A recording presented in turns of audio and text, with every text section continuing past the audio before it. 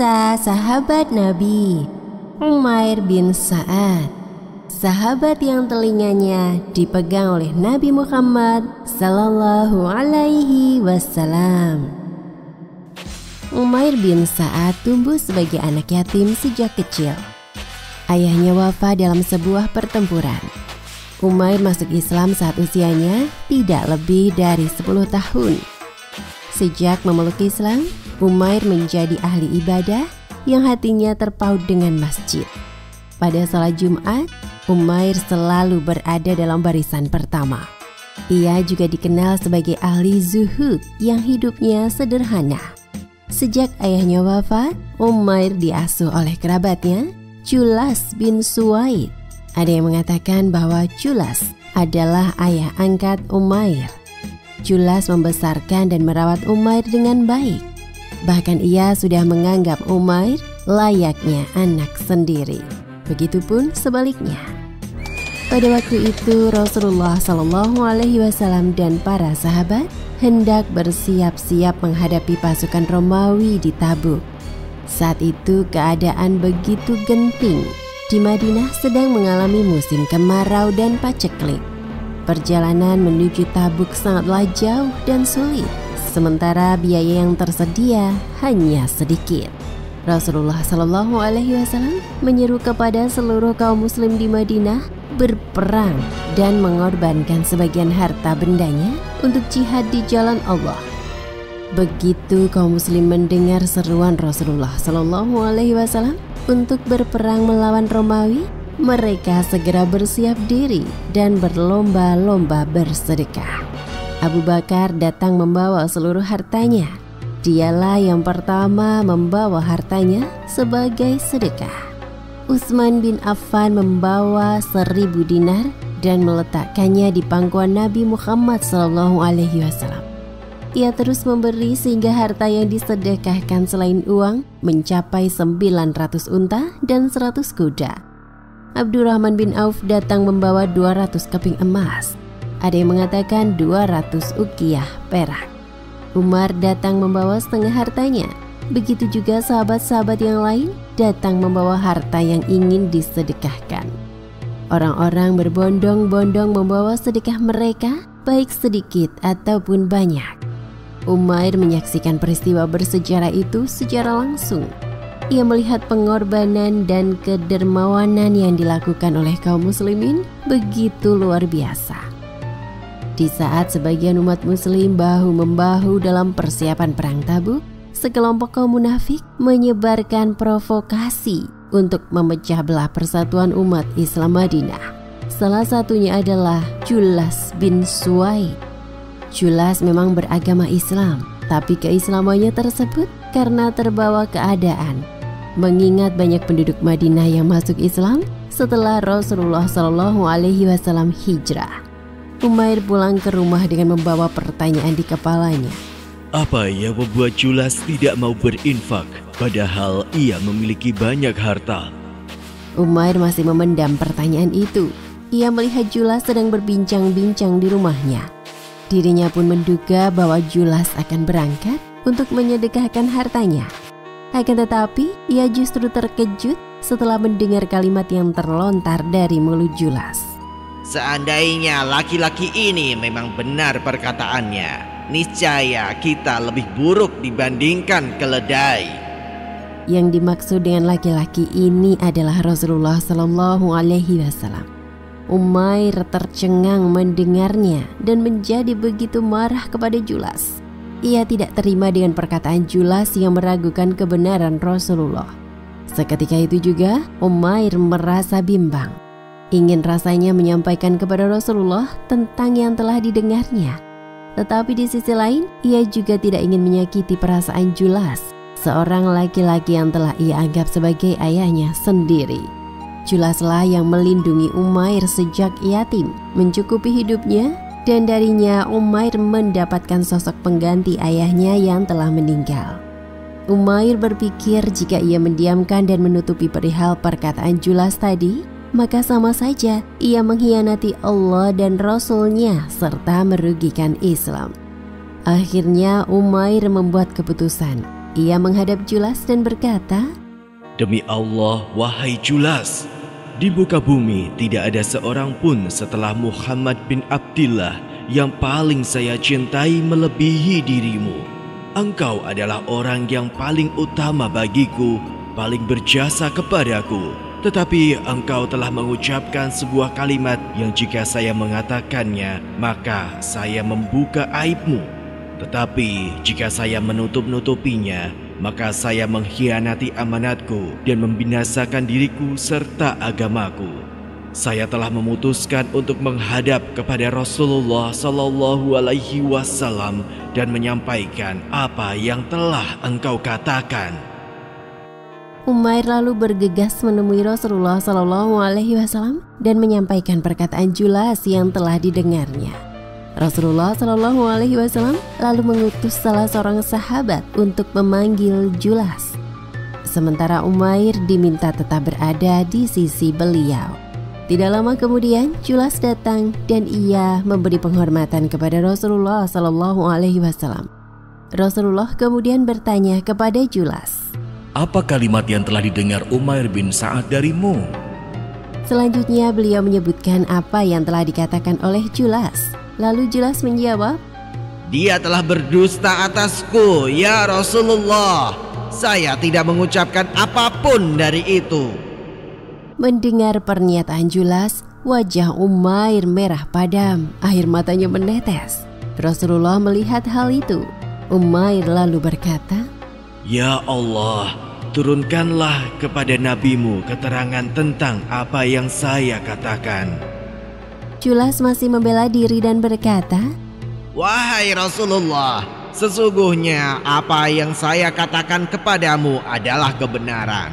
Jika engkau berkenan, maka kami bersedia saling bersumpah di hadapanmu. Sesungguhnya saya bersumpah dengan nama Allah bahwa saya tidak mengucapkan apapun dari yang dikatakan oleh Umair." Pandangan orang-orang di sana tertuju pada Umair. Hampir semua yang hadir percaya dengan Julas dan menganggap Umair berbohong. Umair benar-benar dalam situasi terpojok. Tiba-tiba ketenangan turun kepada Rasulullah Sallallahu Alaihi Wasallam. Para sahabat mengetahui bahwa wahyu sedang turun. Maka dari itu semua diam dan pandangan mata tertuju kepada Rasulullah. Seketika kecemasan dan ketakutan terlihat pada diri Julas. Sedangkan Umair masih menanti wahyu apa yang sedang turun. Beberapa saat kemudian, Rasulullah membacakan firman Allah surat At-Taubah ayat 74. Mereka, orang-orang munafik itu bersumpah dengan nama Allah bahwa mereka tidak mengatakan sesuatu yang menyakitimu. Sesungguhnya mereka telah mengucapkan perkataan kekafiran dan telah menjadi kafir sesudah Islam dan mengingini apa yang mereka tidak dapat mencapainya. Dan mereka tidak mencela Allah dan Rasul-Nya kecuali karena Allah dan Rasul-Nya telah melimpahkan karunia-Nya kepada mereka. Maka jika mereka bertaubat, itu adalah lebih baik bagi mereka. Dan jika mereka berpaling, niscaya Allah akan mengazab mereka dengan azab yang pedih di dunia dan akhirat. Dan mereka sekali-kali tidak mempunyai pelindung dan tidak pula penolong di muka bumi. Turunnya ayat Quran tersebut menunjukkan bahwa perkataan Umair dibenarkan langsung oleh Allah Subhanahu wa Ta'ala. Pada saat itu, Rasulullah Shallallahu Alaihi Wasallam mendekati Umair yang sedang menangis karena haru bahagia. Lalu beliau memegang telinga Umair dengan lembut dan berbisik, "Anak muda, telingamu telah menangkap apa yang engkau dengar dengan baik dan Rabb-mu membenarkanmu." Julas tidak bisa mengelak lagi. Ia kemudian mengakui kesalahannya dan bertaubat.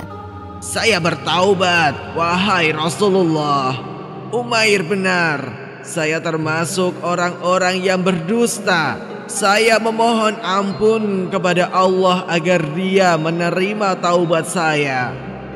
Tindakan Umair menjadi kebaikan dan berkah bagi Julas.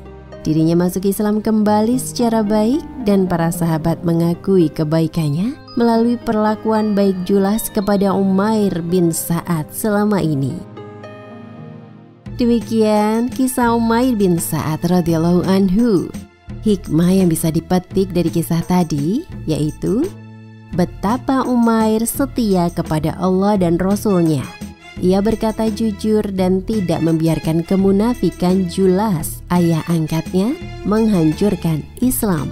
Sementara itu, ia pun tidak melupakan segala kebaikan Julas dan senantiasa menghormatinya. Kita dapat meneladani kejujuran dan kesetiaan Umair bin Sa'ad kepada agama Islam. Wallahu a'lam bishawab. Kisah sahabat Nabi Umair bin Sa'ad, gubernur yang sangat sederhana. Pada waktu itu Umar bin Khattab radhiyallahu anhu telah menjadi khalifah. Ia hendak memilih seorang gubernur untuk wilayah Homs. Umar dikenal sebagai sosok yang sangat berhati-hati dan tegas. Ia tentu mempertimbangkan dengan matang sebelum membuat keputusan. Umar selalu mengulang-ulang pesannya. Aku menginginkan seorang laki-laki. Bila ia berada dalam satu kaum, ia menonjol seolah-olah dialah pemimpinnya. Padahal dia adalah rakyat biasa. Dan jika dia berada di antara mereka sebagai pemimpinnya, maka ia menampakkan dirinya sebagai rakyat biasa.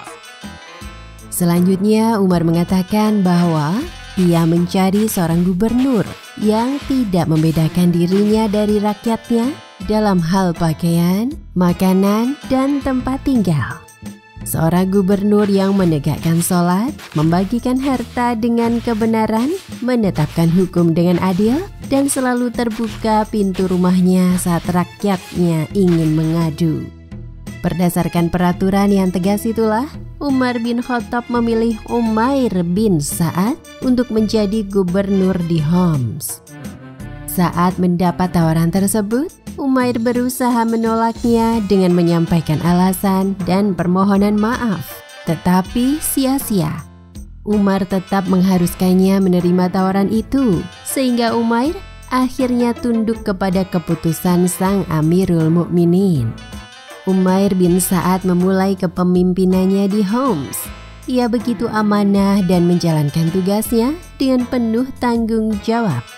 Hingga 1 tahun menjalani masa jabatannya di Homs, Umair tidak pernah memberi kabar kepada Umar di Madinah.